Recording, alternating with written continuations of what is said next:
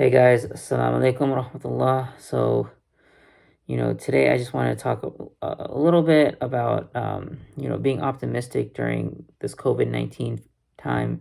I realize there's a pandemic going on, and it's tough to try to be positive in this situation. Many of us are quarantined or in self-isolation, and, you know, it seems like there's a lot in front of us.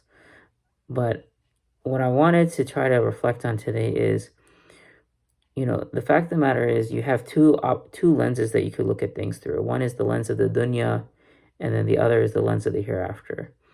And if you look at through the lens of the dunya, we'll never be satisfied, right? We'll never be happy.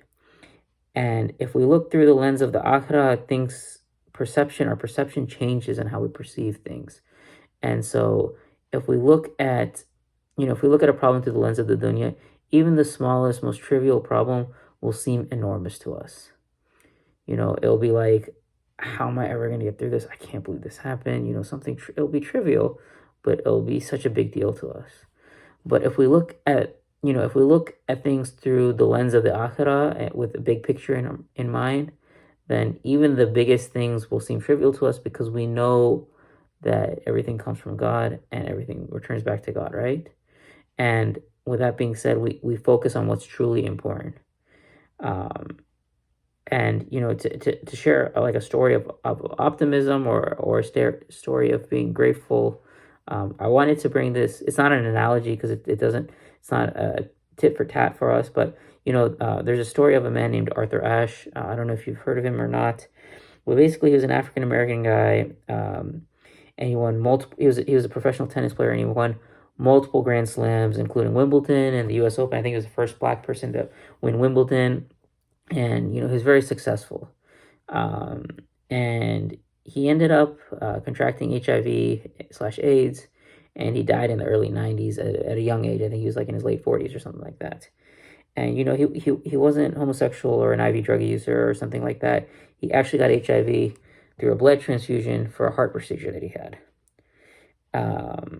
And so he got it totally randomly in. And when he was asked about this, he wasn't like complaining about the situation when he was at. People were like, aren't you upset about the fact that you have AIDS or HIV or anything like this? And instead he would, from my understanding, flip the question around and say, was I the type of person that was complaining when I was the first African American winning, all these Grand Slams in tennis and being the number one tennis player in the world? But he wasn't, right? Because of that perception that you have is, for every problem that you have, there's so many blessings and things that we could be grateful for, that we could reflect back on.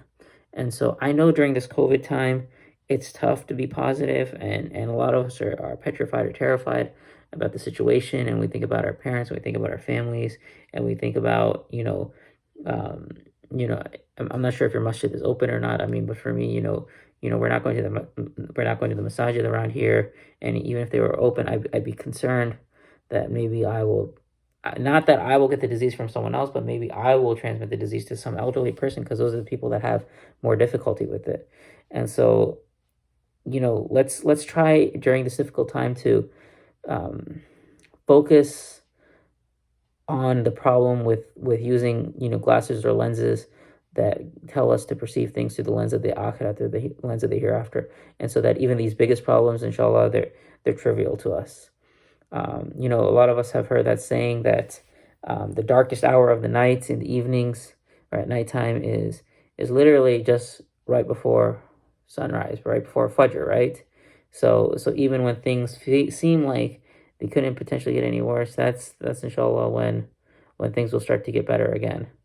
So Jazakallah khair for listening. I appreciate it. Jazakallah khair. Assalamu alaikum.